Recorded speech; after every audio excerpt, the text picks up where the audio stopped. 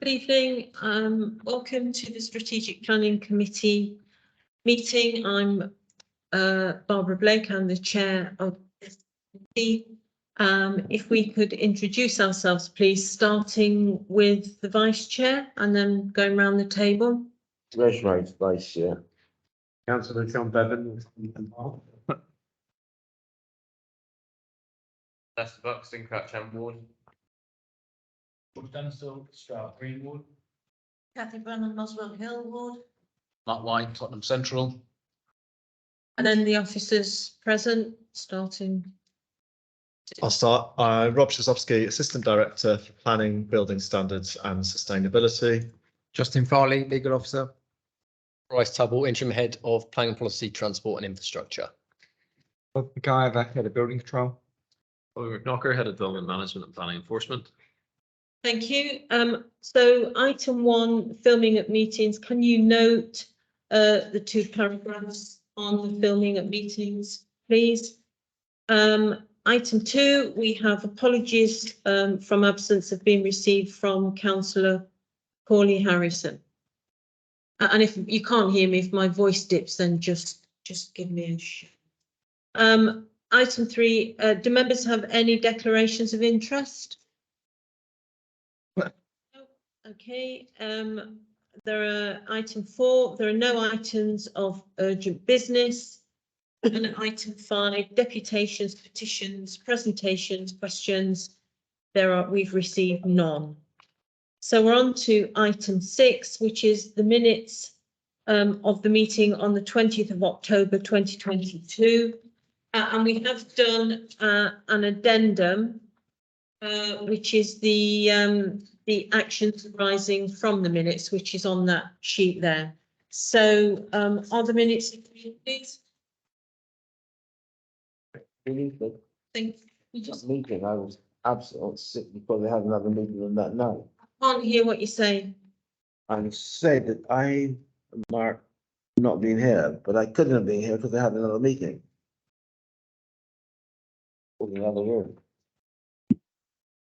Oh, sorry, you need the microphone. Okay. So it's Fiona Ray, Principal Coordinator. So we've marked you down as absent due to other council business, which is one of our categories of apologies to recognise that you're at the other meeting. Is that all right? That's all right. Right, thank you. Sorry, I've lost me. So item 7, membership. Fiona, do you want to?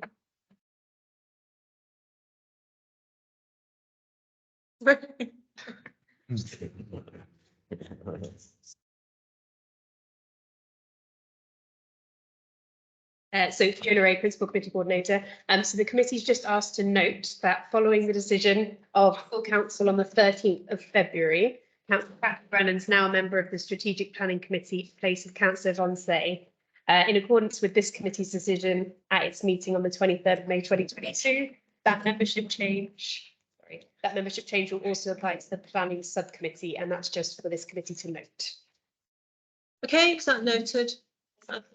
So I'm sure we would want to record our thanks to Councillor Say, and we have welcomed you before, Councillor Brennan, but welcome as a permanent member of this committee. Okay, so we are so that's noted. In the minutes, it asks for suggestions about visits. Can I just remind that Emma, the previous planning director, when she left, said she would welcome a visit from us to see what she's doing she's doing a big scheme in London somewhere with the GLA. So just practical. Yeah, we can arrange that. Yeah, I'm definitely up for that. Okay, and we have, you will see that we have arranged some interesting visits for the 3rd of March, which is in line with the request in the minutes. So we're now on to item 8. That's planning and building control, Q3 update. That's pages 9 to 22 in the pack. So this is to consider a report on the work of planning and building control up to December 2022. So that's pages 9 to 22. So hand over to you. Robin. Okay, thank you, Chair. So just two trends that will probably come through in a lot of these statistics are that planning applications have normalised, having had a big increase last year, and that they're sort of coming back down to that. And obviously, as members will be aware, in previous briefings, we implemented our new database system in October, which has just had some impacts on these statistics. So I'll just be talking through some of those and the impact of that. So first point to note is that yeah, planning applications are down on last year by about 400, which I think is in line with what I said, that sort of normalisation post-COVID. On-hand cases increased, and some of those figures are just still to be clarified in terms of using the new system, and that increase is just that backlog sort of working its way through. In terms of appeals, performance has improved ever so slightly, nearly 80%, which is positive for the same number of appeals as the previous year. At 5.1, you'll see we've maintained 100% of major applications in time. We've had a slight decline in some of the other performance for minor applications and other applications, but again, still remaining pretty high on those, and well above average for the country, and performing well given the circumstances. In terms of the assessment of performance, at 5.2, the targets are 50% of majors on time, which were well in excess of, and minor and other applications at 70%, and then appeals lost is the 10% figure that we've talked about in detail in the past. So number of major applications broadly in line with last year. Number of days taken to decide those has increased slightly, and that obviously depends on just how long it takes to agree legal agreements on those final matters. Minor applications, again, a slight increase on the number of days taken, on a slightly less number of applications overall. And then the other applications down again from last year. So the sort of overall average has increased from 72 days to 93 days for applications, and just worth noting that if one backlog application that has been in for a substantial amount of time can skew that figure in that direction. So working to clear up some of the older applications, which will impact on that. At 5.4, the days taken to validate an application has increased from 15 to 28. So again, that's part of the transition to the new system, leading to some delays. Officer caseloads are broadly in line with last year, which is positive. The number of on-hand applications has increased, so there's a greater number of officers dealing with those now. And now that the implementation of the system has taken place, we are looking to work through that and reduce the overall backlog. At 5.8, you can see the number of applications for 26 weeks, which is when the applicant can request the fee be returned under the planning guarantee, is now at 170. And again, there's a focus on that now to reduce that. In terms of pre-application advice at paragraph 5.9, pre-application meetings roughly the same as last year, 132 compared to 136, but income has increased from 200,000 from 170. 65 householders down slightly on last year, with income broadly the same, 26,000 compared to 30,000. At 5.10, planning performance agreements. I think last time we presented these figures, that was showing this being quite down compared to last year, but again, there are quite a few of those that the payment is just still to be processed, so we expect that to be comparable to last year. And at 5.11, the express pre-apps again being quite popular, generating £7,000 of income. The fast track certificates again proving popular with 11 of those in the year so far, and 5 of the fast track household application. So generating additional income on previous years that we previously didn't receive. And in terms of planning decisions, I think the big headline is at para 5.17 that having been quite concerned about designation, the figures are now looking positive. Previous appeals have worked their way through, and we're now showing that we don't have to be designated or to breach that threshold. So that's positive. Obviously, situation we want to avoid getting close to again.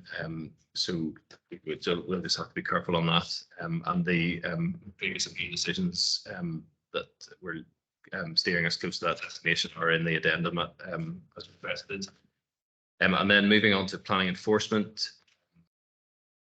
So just below paragraph 5.20, complaints are largely the same as the previous year, but a slight decline probably. We did a bit of a bulge due to COVID. Notices have been delayed slightly due to the implementation of the new system. So showing 28 compared to 55 last year. But we expect to be able to make that up in the remainder of the year. And at 5.21, there was a delay in acknowledging receipt of those enforcement complaints due to the 3 weeks where the system couldn't be used while it was implemented. But that has only really affected the receipt and acknowledgement of those that they've been loaded on the system and are being actioned in line with the normal timescales.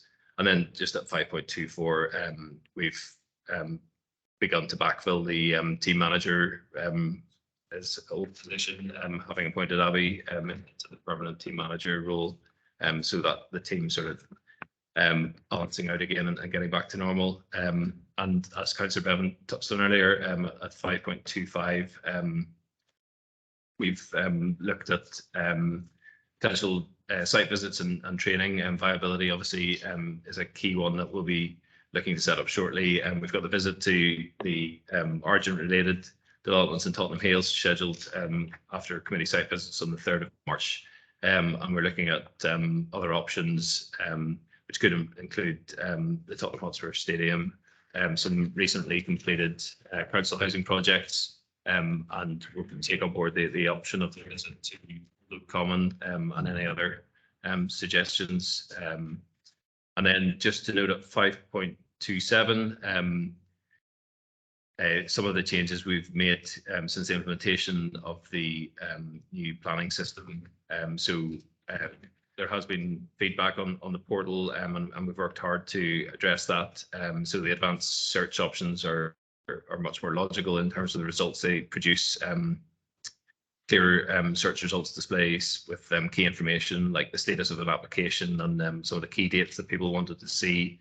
And the option for people to comment won't close after the statutory period has ended. And we continue to refine the portal and the back office system to improve efficiency and experience for customers.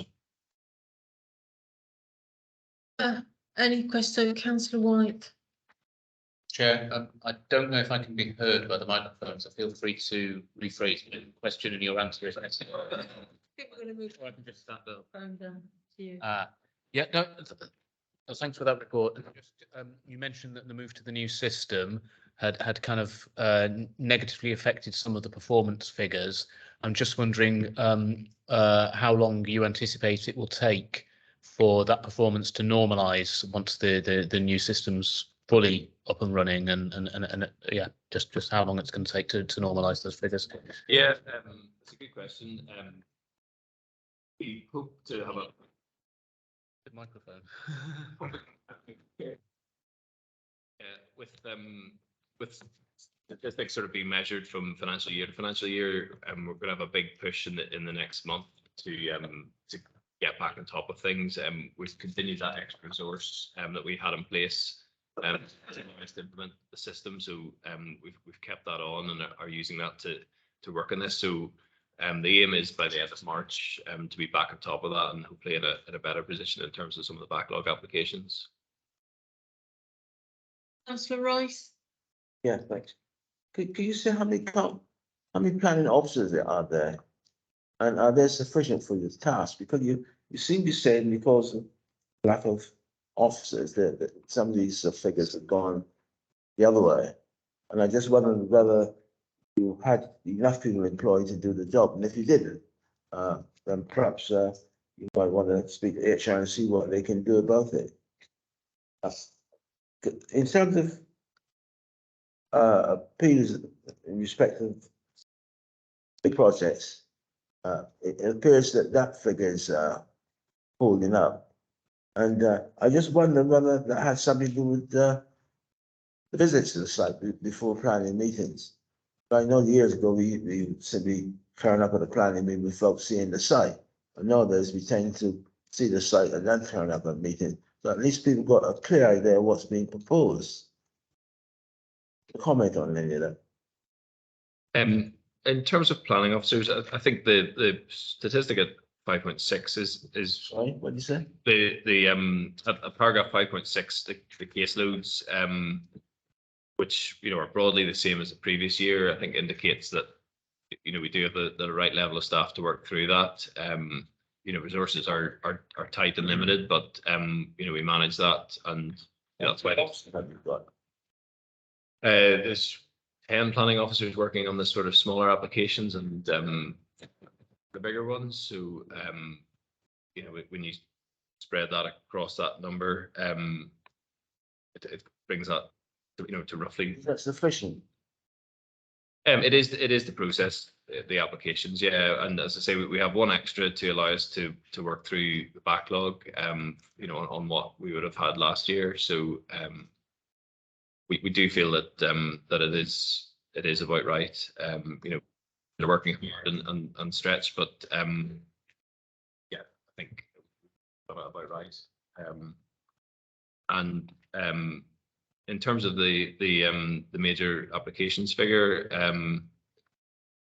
I think you know, that is about working with people, you know, to a set deadline. That, you know, that's been, you know, part of that success with 100% is that you know, we're working with people in their with their agreement to certain deadlines. So you know, we're programming and project managing applications much more. I think you know, in terms of designation, that is that figure, you know, has improved, you know, through really making you know, good decisions, and you know, there hasn't been overturns recently that would have led to unsuccessful appeals for the council. So you know, I think it's hard to say what has led to that, but yeah, you know, the decisions have been the right ones, but you know, based on that.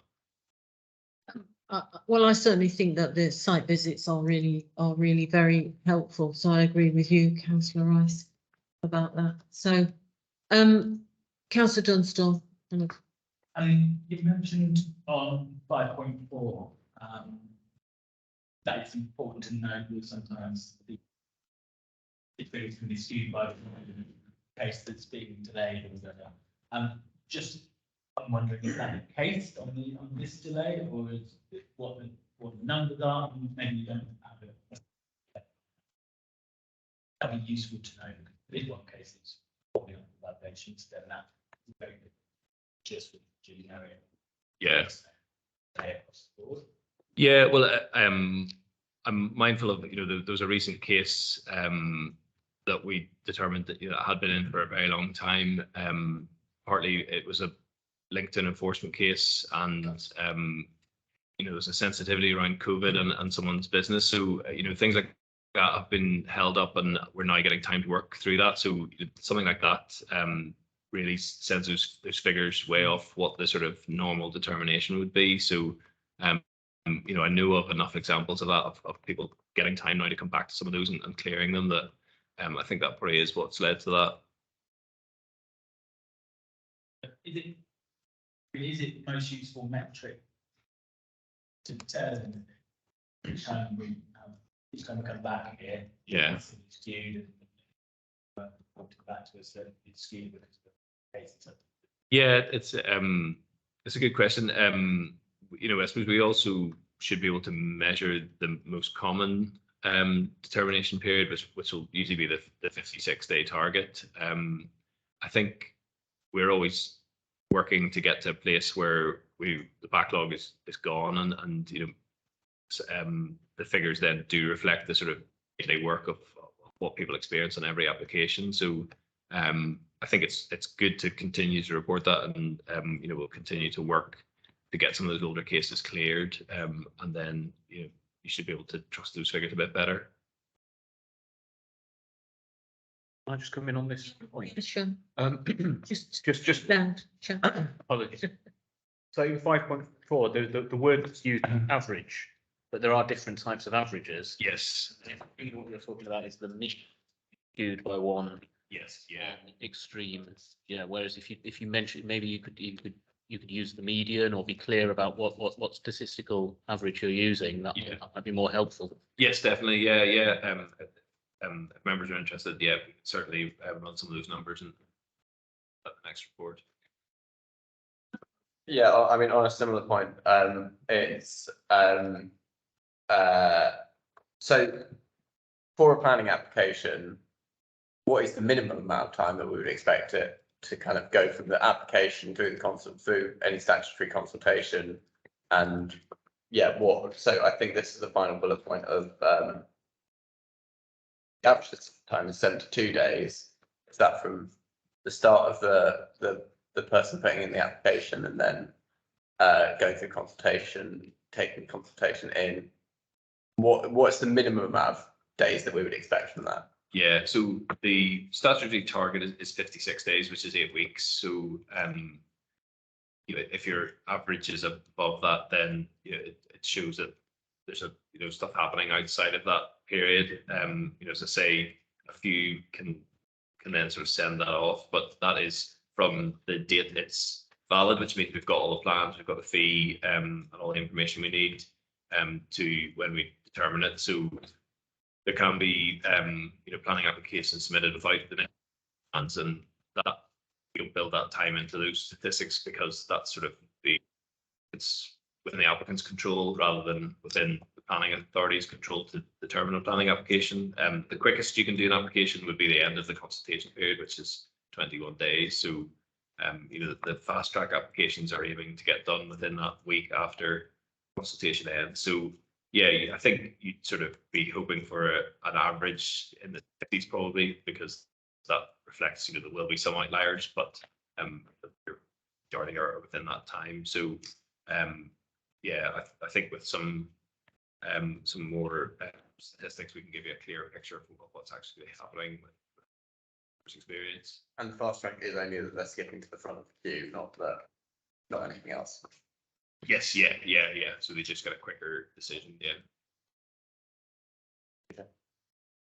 Thank you. So, councillor Bartlett. Sorry, on the I've forgotten where it is now. On the bit on planning enforcement, I think it said that the figures were potentially unreliable, but that there seemed to be a lot fewer than there had been in the previous year. Do you know the reason for that? Yeah, so it has just been the configuration of the new system. So we hope those figures are right, but we just want to double check that everything has been recorded correctly, you know, because people are just adapting to the system, so they may not have built in something that would pick up that information. We are fairly clear that notices are down on previous year, and again, that was just officers getting used to the configuration. So there's a big push now for this financial year to get some of those notices served. So you have a period of time before something comes immune. So you know, as much as we want to get onto it as soon as possible, we do have to sort of work through them in a case management way. So officers will have caught up with site visits and things that were delayed while the system was implemented. Now can have a real focus on getting notices to people.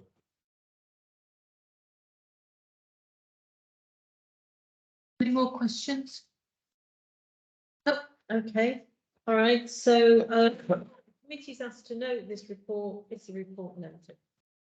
Noted. Yes, there's two other bits to the report. Oh, sorry. The building control. Oh, sorry. Sorry. I've got three reports in one. Oh, sorry. Sorry, I wondered why you were looking at me like that. Bryce Tubble to. What page are you on?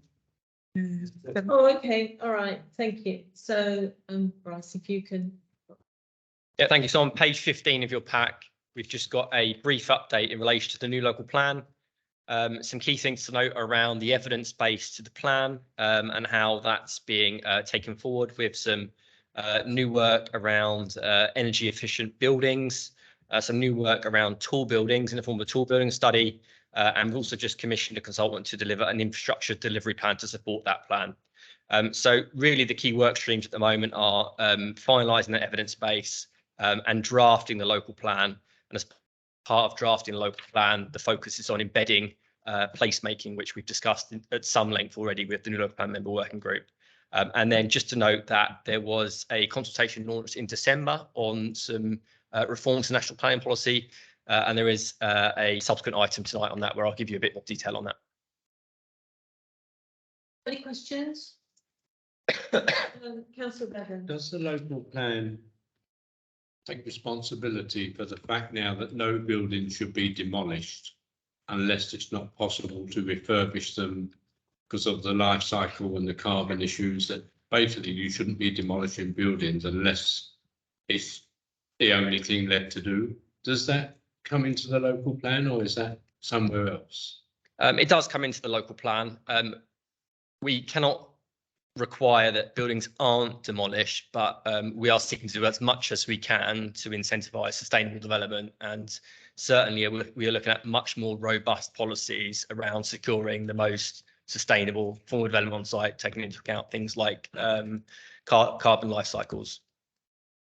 So it's a real challenge for planners in terms of the tools we have available to control that, but as far as possible we are seeking to address that, yeah.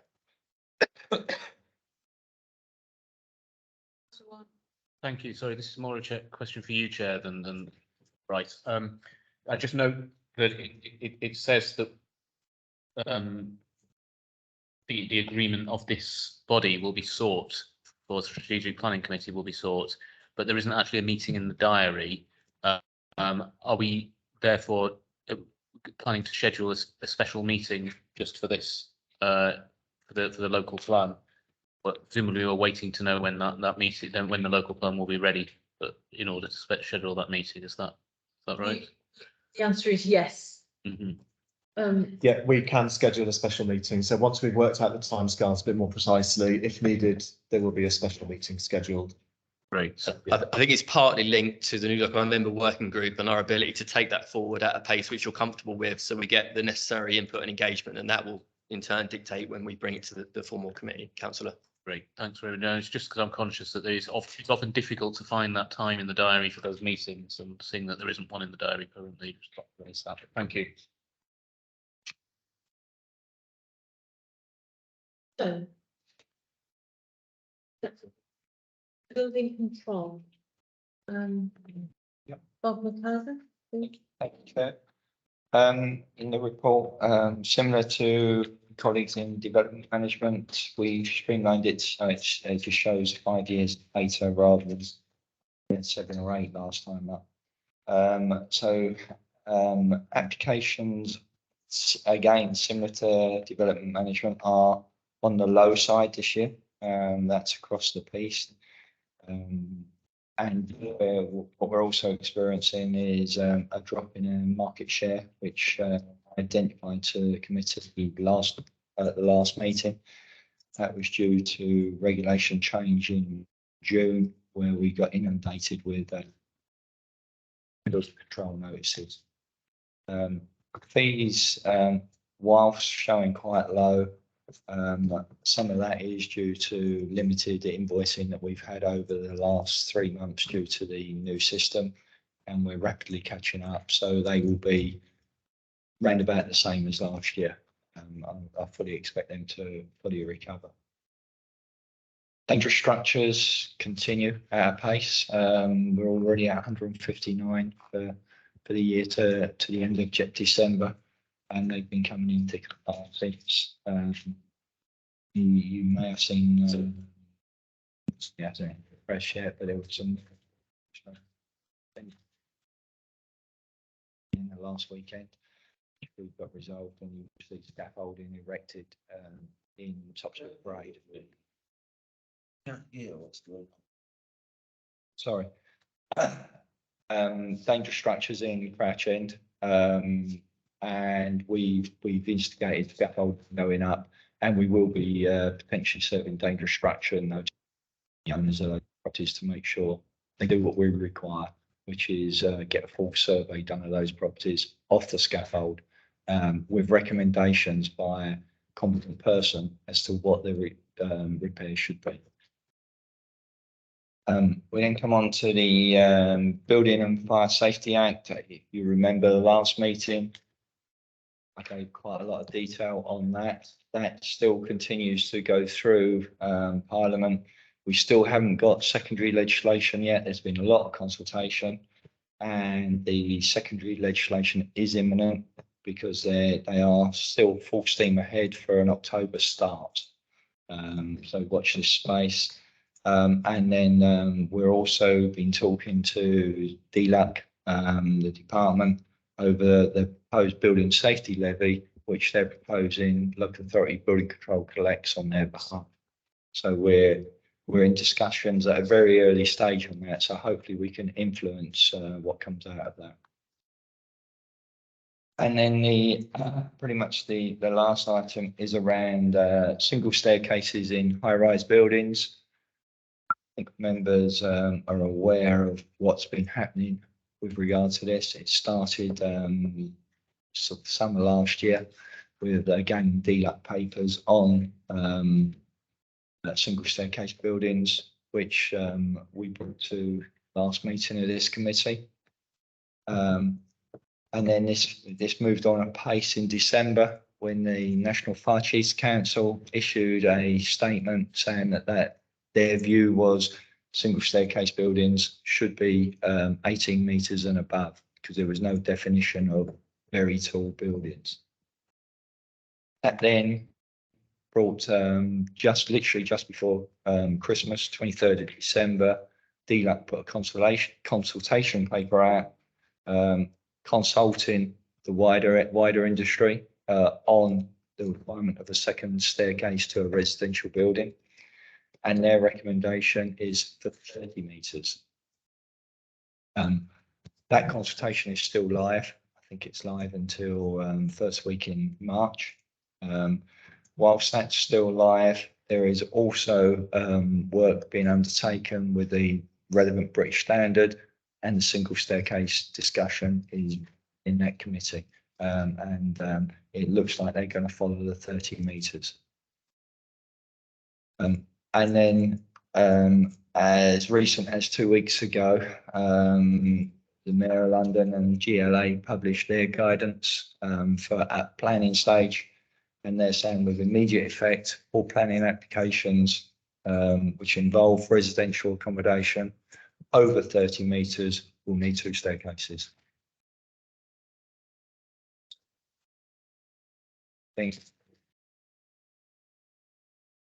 residential building will require staircases. I think, yeah, that's it. Like Robbie said, the new back office system, Marcus, is bedding in. A good report on that, and it's given us the ability to update live while we're actually on site as well, which is it seems an obvious thing to do, but we couldn't do that on our old system. So that's a big step forward for the surveyors. Thank you. Thank you. Councillor Warren. Guidance about buildings above 30 metres to have 2 staircases. What implication does that have for existing residential developments, which might be that tall and have only 1? Do they need to be? Do we need to go back and investigate that? No. Easy answer is no. Like everything is, I could go on about that. So in the building safety regime, you've heard of all the things that are coming up and about the building safety manager, the appointed persons doing risk assessments and risk cases. What we think will happen is if there is a 30 metre plus building with 1 staircase, and there are plenty, That will be a higher risk building. So instead of going 5 years between risk assessments, it'll be maybe yearly or 2 yearly, depending on what else is in the building. So the government went to length in the consultation to say, this consultation, we must emphasise, and that was their words, that this consultation does not mean single staircase buildings are unsafe. So that was quite clear in the consultation. Just to emphasise what Bob just said, it's in paragraph 5.40.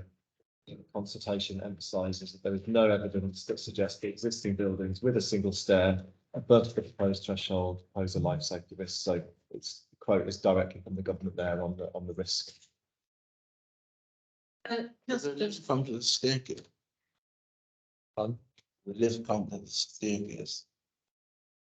When, again, this is the issue. At the moment, consultation says staircase. But in our world, a staircase means lift as well. So it means everything that goes into the normal staircase will be replicated in the second staircase.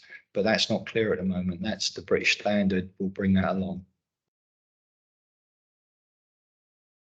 I've got Councillor Dunstall and Councillor Ward. Thank you.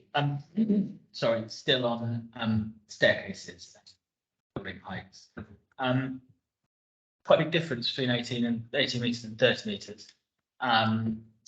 In the local plan session that we had the other day, we were talking about Haringey terming tall buildings as 21 metres, 18 metres, can't remember specifically what it was.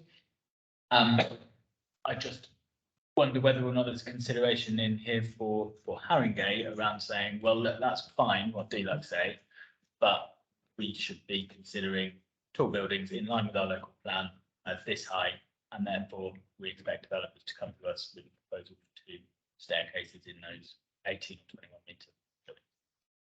Yeah, just in response to that, I suppose there's two issues with tall buildings. There's the design element, which was the discussion the other day, and where we might set a threshold for what is and isn't a tall building, about design, how it looks, and all of that kind of thing.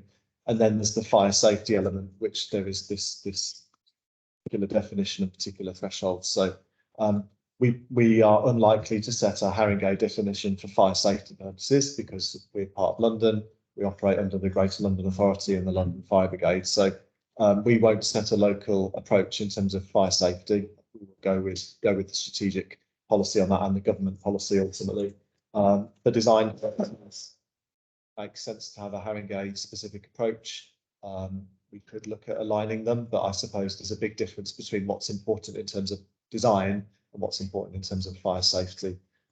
So probably still have two separate ones, but open to thoughts, and that's a continued discussion. Well, just assuming that I've interpreted this correctly, the London Fire Brigade Chief Group, whatever that was called, they said we feel X. DLUG has come back and said, well, we disagree, right? So they're both 30. Sorry. So just to clarify, so the National Fire Chiefs Council, which is national, doesn't just cover London, said 18 metres. Then the government said 30 metres. And then since then, the GLA have gone with 30 metres. So in London, and we understand the GLA has come to the 30 metre higher threshold following discussion with the London Fire Brigade. That's our understanding. So they have gone for 30 metres. So they agree with the government position, disagree with the National Fire Chiefs Council position. And London is different. London is specific. You know, we know the environment of London. There's more tall buildings. Fire Brigade are more familiar with that, etc., etc. So that's where I understand that's come from. Thanks, Chair. So again, on the same point, really, in paragraph 5.40, it mentions that the provision of a second staircase could make developments unviable and is likely to reduce the amount of affordable housing that can be provided by developers. So I'd just like the opinion of officers as to whether this new stipulation is likely to affect the amount of affordable housing that we can get delivered in the borough, because we know that, you know, genuinely affordable housing is what is desperately needed in this borough. So is this going to make a hard job even harder? Yeah, I'll come in first and others can come in as well. I suspect it will have an impact. And, you know, it's a case of purely taking space away from what would otherwise be development that they can sell or sell to a registered provider or whatever. That space is going to be taken up with the new staircase that wasn't previously designed in. So there is likely to be an impact on viability and potentially affordable housing. However, we won't just accept that. We will, as ever, we will always scrutinise a viability appraisal to make sure that it has been designed in the best way possible to maximise the amount of affordable housing. But there is likely to be an impact, at least for a transitional period of time, while the development industry gets used to building this in. They wouldn't have factored this in previously. They're now having to factor it in some cases, later stage in the design process. So there is likely to be an impact, and we will continue to scrutinise that and make sure.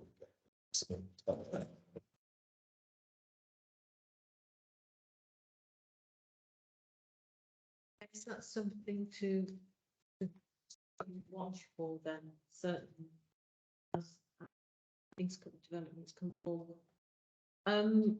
Councillor Bevan, I think you had your hand up. I know the market share has gone down to 41%. Does our housing affect our market share figure, or is that some way that's not included? So that's quite low. Also, when we go out to these buildings that have to be demolished or made safe, they get a bill. They get a bill every time. How many of those bills are paid, and have we got any bad debts? Because I can imagine someone saying, "Oh, you've knocked my building down, and I can afford to." It's exaggeration, but you get what I mean. Yep. And then 30 metres. How many stories is 30 metres? Right, so the last question first, is 10 stories, there or thereabout. 18 metres is 7 stories, so that's sort of gives you the difference. So 18, so anything 18 or 7 stories is the one level. 30 metres is around about 10 stories. Dangerous structures, we do invoice and we do charge people where we actually do work. If we don't do any work, or if we don't serve a dangerous structure notice, then we don't charge. So we've got, off the top of my head, I think we've got 4 or 5 this year where we've been out and done work. So what happens is when we do the work, we've got a dangerous structure contractor. It's not us who do the work. We've got a dangerous structure contractor. They charge us, we pay them, and then we invoice the owner for their cost plus our cost. And generally speaking, they pay because it then goes back to their insurers. And the first question, market share question, around our own housing, that all comes to us. So this is a very crude number, if you like. It's based on applications. So we could have one application is a single story extension, or one application is 20 houses. It's not based on units, per se. And I could change it around and say Haringey Building Control have got the majority of building control within the borough, because we got 41%, whereas approved inspectors, private building control, there are 99 different approved inspectors, and they all have 1 or 2 or whatever it may be. So we got by far and away the biggest majority, but I would lump them together. It's always been the way we've done it. So that's the way we do that. Yeah, and your officers must be under a lot of stress, because what with all this new computer system and all these Grenfell regulations and all that's going on, it must be a bit of a nightmare, to be quite honest. It is, and you mentioned the new regulations. What we have to go through over the next 6 to 12 months is a whole process of registering with the building safety regulator, which means we have to prove our competency to get that register, and that is causing quite a lot of issues. And we do really run the risk of losing people. We're saying, no, I'm not doing that. So that is a real risk for us going forward, which we need to manage and work out. And this has been obviously mirrored in all local authorities, particularly local authorities with high-rise buildings. Okay, councillor. Just quickly on the issue of the private providers in that case that you mentioned, I think you said in the report that it was a kind of flurry of using them before regulations. Does that mean that then that might go back to people using us next year, or does it just depend on the nature of things? It depends on the nature of the work. Yeah. Yeah, it really depends on the nature of the work, and part of that is due to transition periods as well. So you could do what was done as long as you start the work. A lot of the work is one-off works, and what we're noticing now, because with the new regulations coming in, the option of choice is going to be removed for above 18-metre buildings. So because of that, and because of the insurance cost, a lot of private building control providers have pulled out of that market and have come into what we class as our bread and butter. Yes, we get the high-rise buildings down in Tottenham How or wherever it might be, but traditionally our bread and butter has been everyone's extension or loft conversion or that sort of stuff, and that's what they're really targeting now, and that's what's making it really difficult for us to compete. And just quickly, well, you mentioned Topsfield Parade, I think you said, with the falling masonry. There's also been issues with that parade previously with similar things. Do you then, when that happens, do you then sort of do any preventative work with like the owners or leaseholders, or is it kind of on the owners to, is the onus on them to do it? It's always up to the owners to do it. It's their responsibility to do it. If you remember, 2 years ago, we had a similar thing, just coming out of COVID, where we was doing a lot of pavement eating and stuff like that. Some masonry fell off. So we did some letter shots in Crouch End, Muswell Hill and Green Lanes. We got some responses, but not a lot of responses. The 3 buildings in Topsfield Parade never responded to us. So that's why I've instructed my surveyors to go down there and actually serve dangerous structure notice on them, because we've been called out again. You know, in answer to your point, we serve dangerous structure notice and we're going to charge them for that. And just to make a point, we're making them do it. So the way the dangerous structure notice works, if they don't do it in a set period of time, we then go to court and the court enforces it. And they have to do it. So rather than us just writing to them and saying, get a survey done of your building, this will be a dangerous structure notice that says survey your building and carry out necessary repairs. That's about it. Can I just ask you apprenticeships? So I know we've raised this before, and I think we tried to get you to encourage apprenticeships. You got a skill shortage. Yeah, it's I'm pleased you raised that, because by coincidence we've had 2, they're not apprentices, they're trainees, start today with us. So as members are probably aware, we had an apprentice start last year.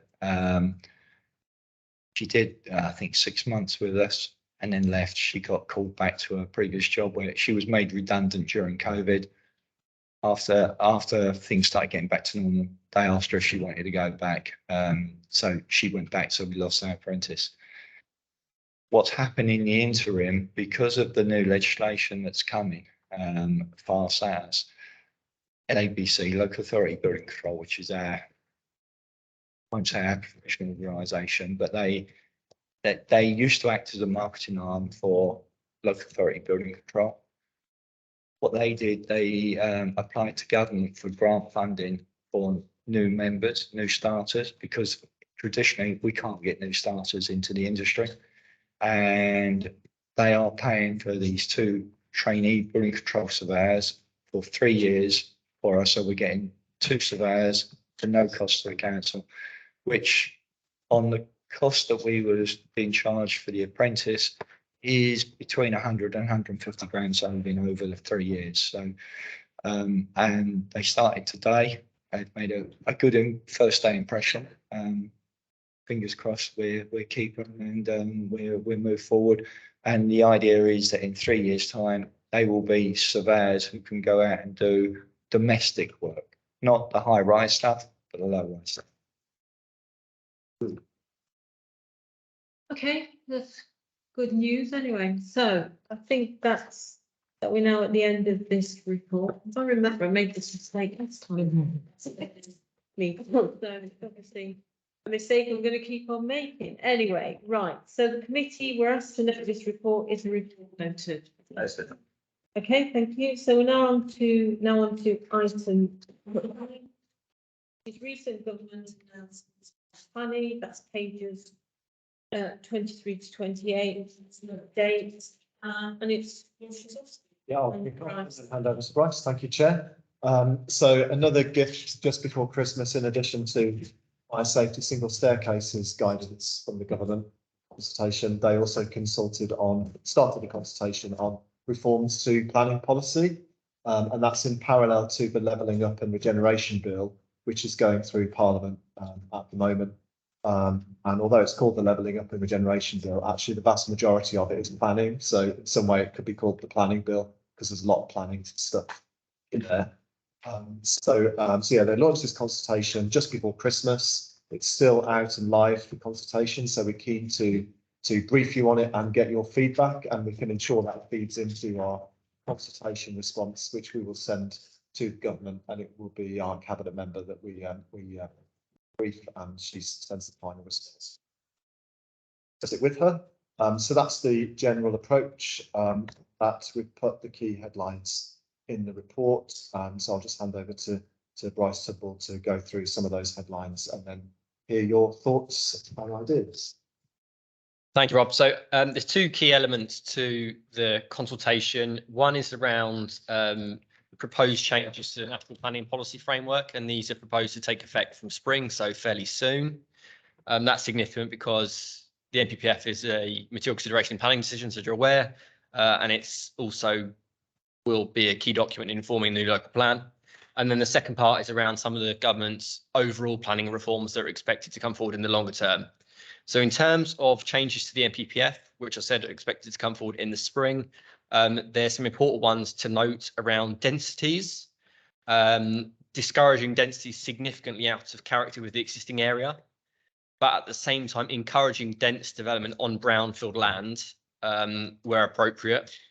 I think one of the key ones proposed in the NPPF, the changes, is removal of requirement for 5-year housing land supply. So you'll be aware that this is quite key to a number of planning decisions, particularly in London, where we've got a constrained land supply. The government's proposing to get rid of that 5-year housing land supply with almost immediate effect, which I think is something that we generally support, and I'll come on to that in a moment. Also, some proposed changes to how local plans are assessed. So they need to be assessed by an independent planning inspector via an examination process. The government's trying to make it more straightforward for local plans to be taken through that process.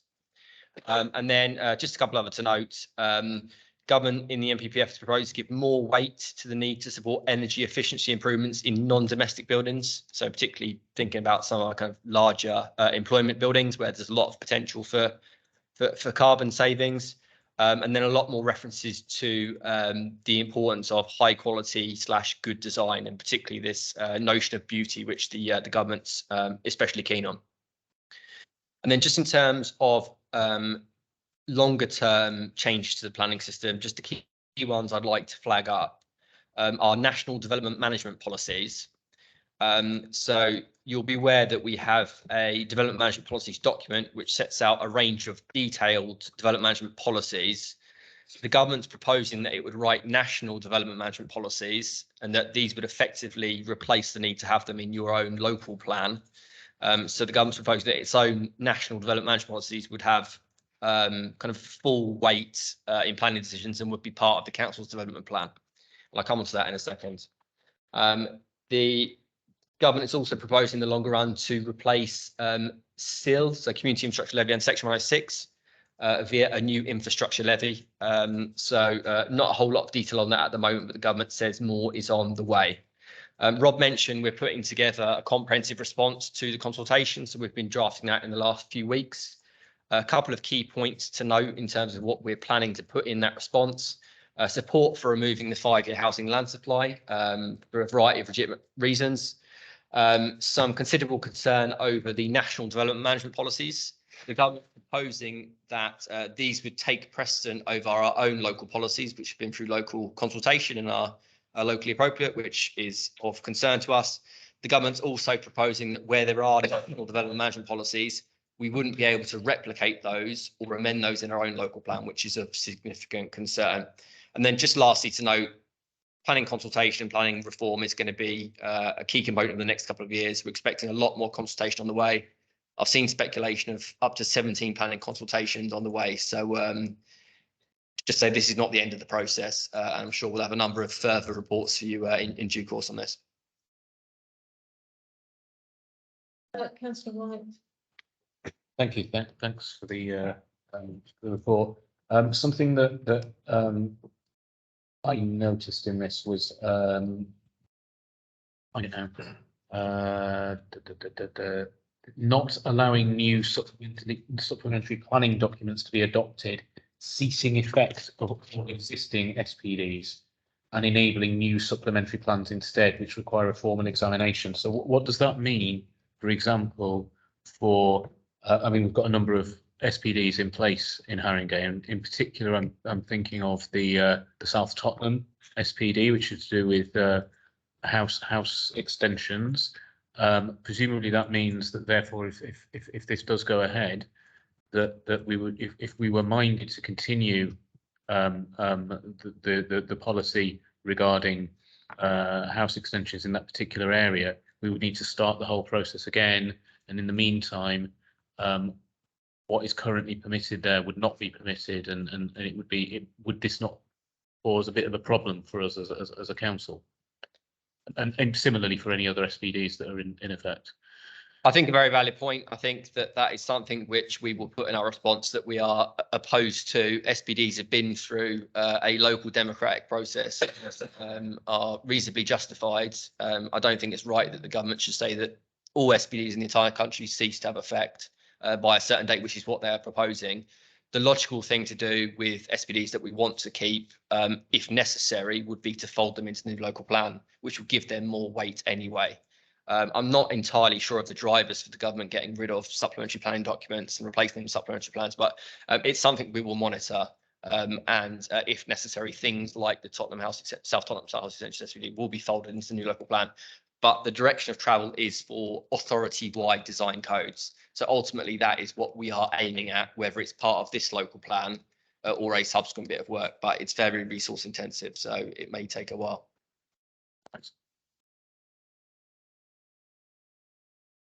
2 points. The first was just to request if you could say a bit more about the 5-year plan supply and kind of explain why that would be beneficial for us, because I'm not sure if.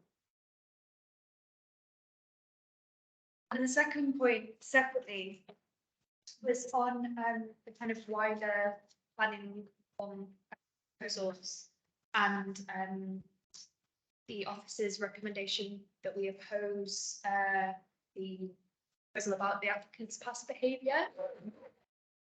And I know the kind of concerns about how that could potentially slow things down for other issues. But to me, it sounds actually quite helpful if, for example, if you had somebody who continually, you know, failed to actually deliver the proposal in a reasonable time frame, or failed to deliver on, you know, their kind of mitigations that they'd agreed to do, or, you know, yeah, like basically didn't deliver on what they said they would do. And could that not be mitigated by saying, this would be useful if the things that you were allowed to consider about the applicant were quite narrow and specific. So if it was, you know, about timeframes, about their average delivery in the past, about whether they'd ever kind of broken the law, you know, surely with quite specific things that you were allowed to consider about the applicant, that could be quite helpful. It wouldn't necessarily lead to too many blockages. Yeah, thank you. So the first point is around 5-year housing land supply. So at the moment, the requirement is to have a 5-year housing land supply, and that effectively increases to 6 if you haven't delivered your housing requirement over previous timeframes. This is important because where you can't demonstrate a 5-year housing land supply, something called the presumption in favour of sustainability kicks in. And what that means is for planning decisions is that our own development plan, so locally produced, locally consulted and locally approved, has less weight in planning decisions. So by getting rid of the 5-year housing land supply, it substantially reduces the risk of falling into the presumption in favour of sustainable development, which means at all times we can give full weight to our development plan, which is what we want to do. So I think that's why we support that. But it's also the case that it is very challenging in London to maintain a 5-year housing land supply, and it's been an issue for us for some significant time. On this, Just add something to that. So yeah, it's a really important point. So, but we should also be conscious that it's not about reducing Haringey's ambition to deliver housing. It's just removing the stick if you don't deliver it. So we still want to meet the housing target. We still want to do that, and that's still very challenging. But just this particular stick, the sort of penalties that go with the 5-year housing land supply, we are recommending to support removal of. I don't want it to be interpreted as we want to be less ambitious about housing. We still want to meet our housing target, absolutely, but remove penalties associated with the 5-year land. Thanks, Rob. And on the second point about applicants' past behaviour, I mean, take on board your points, Councillor. I mean, I think there are two sides to the argument, as you've clearly demonstrated. I think our view is that it will introduce additional complexity, make it harder to determine plan applications. Notwithstanding that, I feel that there is probably scope in our response to say if the government is minded to go down this route, then we would recommend that do A, B and C as you've suggested, which is to have really narrow, kind of tightly defined things that we are going to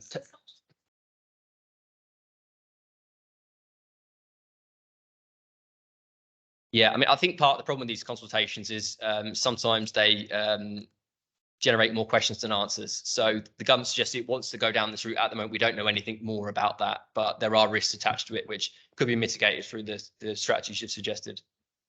And we will, I mean, ultimately, the view on this is actually a sort of political view on it. So we will take all of these points that are raised to the cabinet member on whether you take into account an applicant's past behaviour, because we will give our sort of technical advice, but ultimately there's a kind of political view on that actually as well. So it's good to hear your thoughts on it. But yeah, our officer advice is there are practical implications, because it means not just in delegated officer decisions, but when we come to planning committee, you've got all the difficult planning issues that you have to grapple with anyway, that are, you know, very challenging. Then on top of that, we'll have to have a special analysis of the applicant's past behaviour, even if it is on a narrow range of issues. The applicant is obviously going to say, oh no, we're a brilliant developer, we deliver quickly. And if we have evidence that says otherwise, we've got to then argue the case and provide evidence on that case. And then if the committee refuses it based on that, it's going to get to appeal, and we're going to have inquiries purely looking at the past track record of the developer. So even with a narrow range of issues, it's going to be quite tricky. And I'm sure developers will find a way to set up another company that looks separate, or say, oh, we've got 100% record in this company. So I think we're sceptical about how it can practically be delivered and the issues that would add to a committee decision on that. But ultimately, there's a political view on whether this is something to be factored in. So we will feed your points through to Councillor Collin and put that into the response. Councillor Brennan.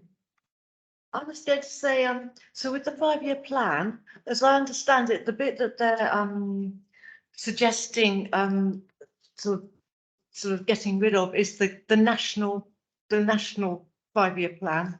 And will Haringey still be conforming to the London? There's going to be London. I was thinking there's going to be London requirements, building requirements that we would still try to meet. Is that correct? Or have I misunderstood? So the 5-year housing land supply is a requirement of national policy that every local plan authority is required to adhere to. Doesn't local authority, don't we have a London-wide ambitions as well that Haringey would probably still try to meet London-wide, or do we not? Well, as Rob mentioned, so we will still remain very ambitious in terms of meeting our housing target in the London plan, which is around 1,600 homes a year. So that won't change. What would change is we would no longer need at any moment in time to demonstrate this 5-year housing land supply, which has a range of disadvantages for us when making planning decisions, but the housing ambition would stay the same.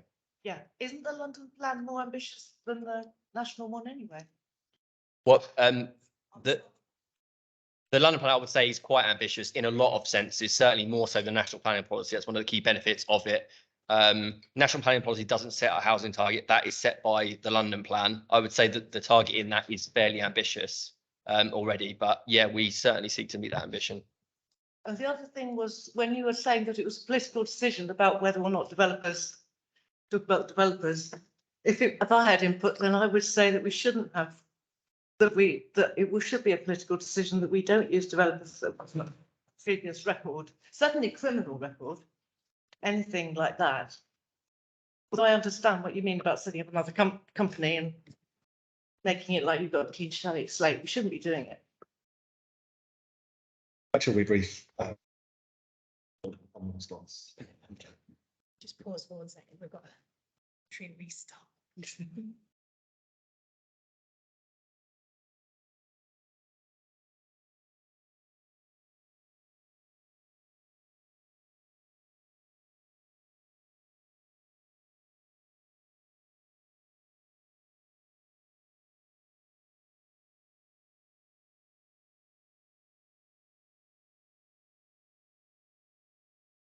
I know.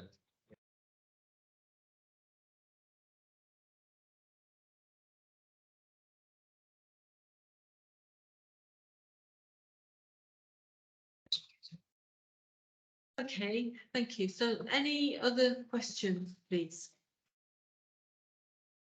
No. Okay, so I think we've come to the end of this, yeah, report. So, we're asked to note the report. Is the report noted? Okay, thank you. So there are no new items of urgent business. So that's the end of the meeting. Okay, thank you.